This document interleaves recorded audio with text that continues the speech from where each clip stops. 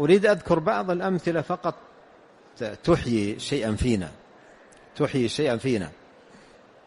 أذكر قديما لقيت رجلا يراجع في المستشفى، ويد ابنه منفلتة من العضد، منفلتة من هذا، وابنه 2 أو 3 سنوات أو 4 سنوات، ويده منفلتة من هنا ساقطة غير ما يعني منفلتة يده.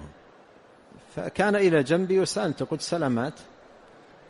قال أسأل الله العافية. الغضب، يقول غضبت منه وشد يده بقوة، هذا صغير وهذا قوي، شده بقوة مع يده انفلتت يده.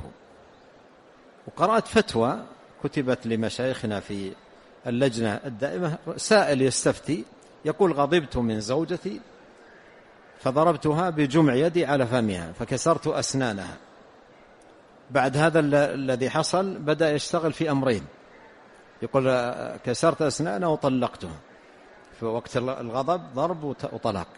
يقول لما بعد هذا الآن انتهى الغضب أخذها إلى عيادة الأسنان يعالج، وذهب للفتوى يستفتي في مسألة الطلاق.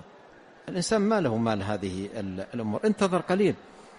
انتظر قليل لما تغضب، انتظر قليلا، اجلس، لا تتكلم، لا تفعل، كلها دقائق، 2 3 دقائق 4 وأنت مرتاح. ويستطيع الإنسان بعد ذلك يعالج مشكلاته بألطف ما يكون وأجمل ما يكون. ورب العرش العظيم إن السنة بركة لو عملنا بها، بركة عظيمة وحل مشاكل معضلة في كثير من البيوت والمجتمعات. فهذه الآن أمامنا ركيزة عظيمة من ركائز الأخلاق، عدم الانسياق مع انفعالات النفس. وهذه ترجع أيضا إلى داخل الإنسان قلبه، لأن هناك قلوب كبيرة، هناك قلوب صغيرة.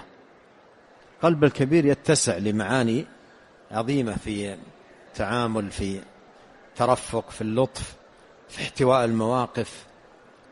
هناك قلوب صغيرة أدنى شيء ما يتحمل. فمع المران ومع الدعاء مع الإقبال على الله تزين الأمور. بعض الأشخاص يقول نحن هكذا أبا عن جد كلنا ننفعل، أبا عن جد كلنا أسرتنا هكذا، شعلة من نار، فينا الغضب وفينا. لا يخذلك الشيطان بهذا الكلام. وتذكر قول النبي عليه الصلاة والسلام من يتحرى الخير يعطى، ومن يتوقى الشر يوقى، من يتصبر يصبره الله. فلا يخذل الشيطان العبد بمثل هذا الكلام.